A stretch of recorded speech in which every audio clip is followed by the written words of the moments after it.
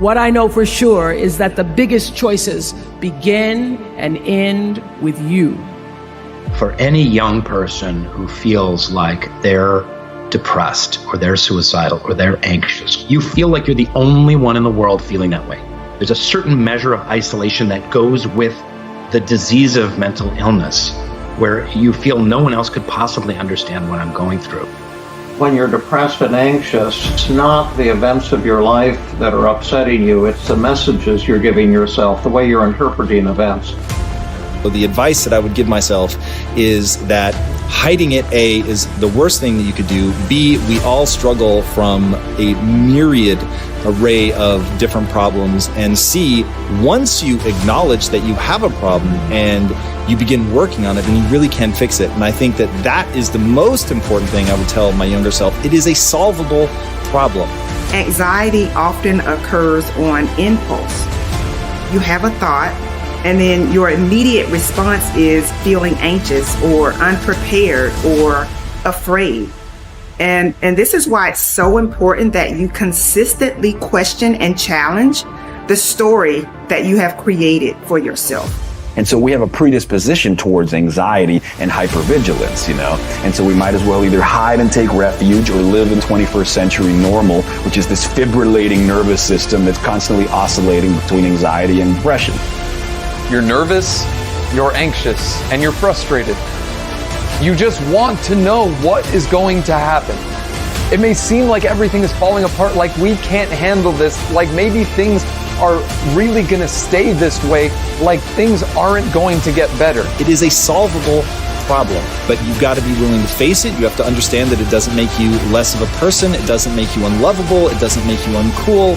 If you look at anyone that's happy or successful in life, it's because they know how to keep fear in check. From this day forward, I want you to start working on your voice and stop letting fear dictate your life and how you live it. When you want something new and fear pipes up and tells you you can't have it, you've got to say, yes, I can. When you want to try something new and fear pipes up and tells you you shouldn't do it, you've got to say, yes, I should. I knew I wanted to do something, but I just didn't know what to do. I can't keep playing games anymore. I can't keep running away. I had to confront my reality. I had to make a change.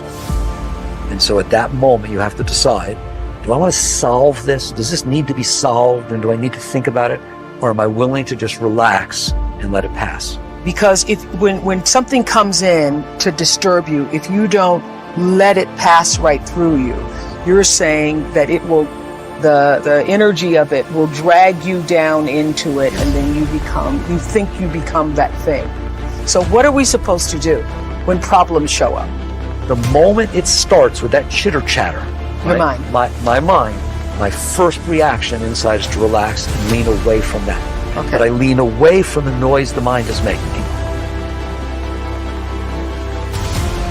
Accept this moment as if you had chosen it. And that brings in a new consciousness. And do not deny the moment. This is what I learned from you, that literally it eliminated all stress in my life. Resisting the moment that is only going to create more anxiety. But you have to change the way you view things if you want to change the way you do things. Anxiety is characterized by excessive worry, nervousness, or unease about something. The key thing to remember is that what you're anxious about may or may not happen. So you might be anxious about how you will perform on a test or how well you will do on an upcoming assignment. But if you check your track record, you will likely discover that you usually perform better than you thought you would. And what I found is that you consistently question and challenge the story that you have created about the situation that is causing you anxiety. I love positive psychology, and it teaches us that our brains tend to extremize. And the thought is not the problem. The thought is going to come, especially if it's a habit that you have.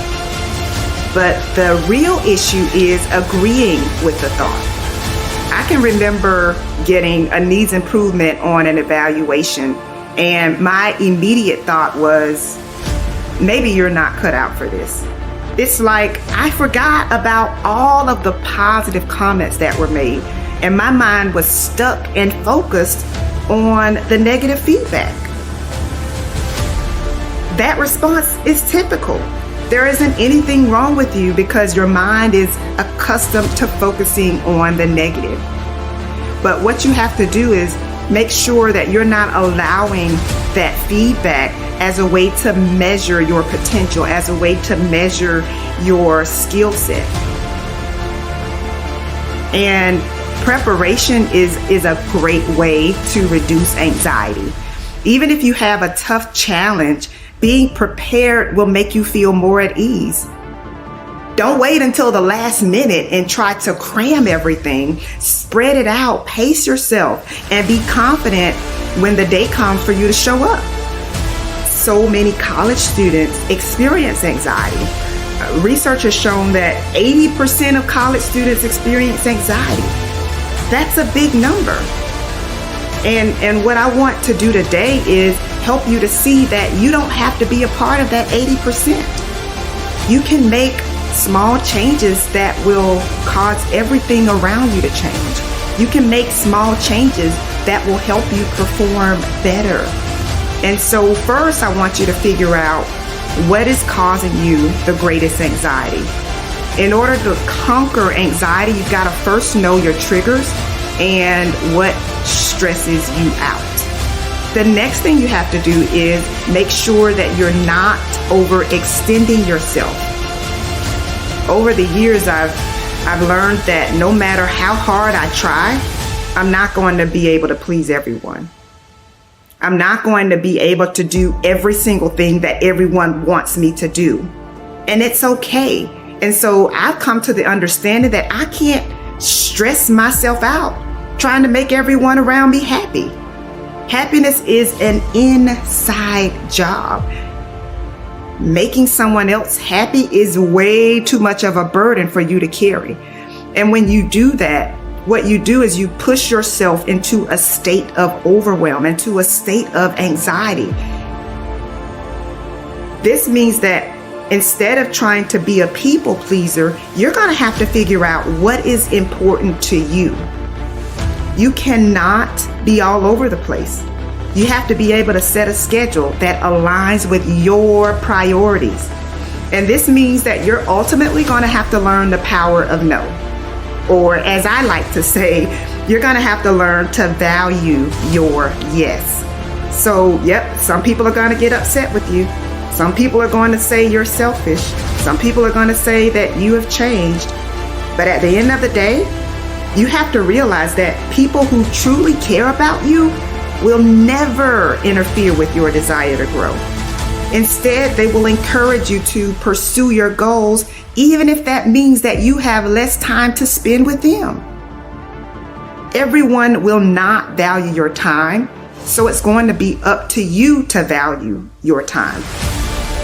There are people who are mean and selfish and inconsiderate of your feelings, but you have to be careful that you don't allow someone who is miserable to make you just as miserable as they are. It's always best practice to separate yourself from negative people and toxic environments. But I do understand that there are instances when you have to interact with someone who is negative. It can be a professor, it can be a coworker, it can even be a family member. And you definitely want to limit your time around them. But if you have to be around them, then you are going to have to condition yourself to not take what they say or do personally. And one of the key ways to defeat anxiety is to increase your ability to manage yourself.